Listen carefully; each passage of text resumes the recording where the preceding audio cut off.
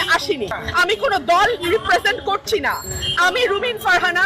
যারা সামান্য ইংরেজি বলতে পারে না তারা কিভাবে দেশ চালাবে? দেশ চালানো মূর্খদের কাজ নয়। বন্ধুরা, এভাবেই উপদেষ্টা আসিফ নাহিদকে ধুয়ে দিলেন বিএনপির প্রভাবশালী নেত্রী রুমিন ফারহানা। রুমিন ফারহানার এমন মন্তব্যকে ঘিরে আলোচনা সমালোচনার ঝড় বয়ে যাচ্ছে সোশ্যাল মিডিয়ায়। যদিও রুমিন ফারহানার বক্তব্য সব সময় আলোচনা সমালোচনার কেন্দ্রবিন্দুতে থাকে, কারণ রুমিন ফারহানা তার বক্তব্যে সব সময় সত্য কথা তুলে ধরে। এছাড়াও তার বক্তব্যগুলো সব সময় ন্যায়ের পক্ষেই থাকে, কারণ দেশকে ভালোবেসে যারা রাজনীতি করে তাদের মধ্যে রুমিন ফারহানা অন্যতম। তাই তো তিনি অন্তর্বর্তীকালীন সরকারের উপদেষ্টা নাহিদ এবং আসিফকে মেনে নিতে পারছে না, কারণ তারা এখনো রাজনীতিতে অনভিজ্ঞ এবং বয়সেও অনেক ছোট। অন্তর্বর্তীকালীন সরকার গঠন হওয়ার পর থেকেই তাদের নিয়ে নানা সমালোচনা উঠে আসছে।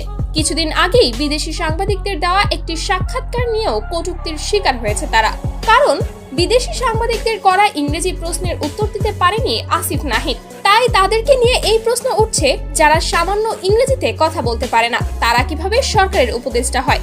অন্যদিকে সাধারণ মানুষ বলছে তারা দুজন কোটা বিরোধী আন্দোলন করেছে, আবার তারা এখন সমন্বয়ক কোটাতেই উপদেষ্টা বনে গিয়েছে। তাহলে কোটা বিরোধী আন্দোলন করে আর লাভ কি হলো? পরিবর্তন তো কিছুই হলো না। অন্যদিকে রুমিন ফারহানা বলেন, খুব শীঘ্রই বিএনপি নতুন সরকার গঠন করবে, যত তাড়াতাড়ি সম্ভব নির্বাচন দিতে হবে।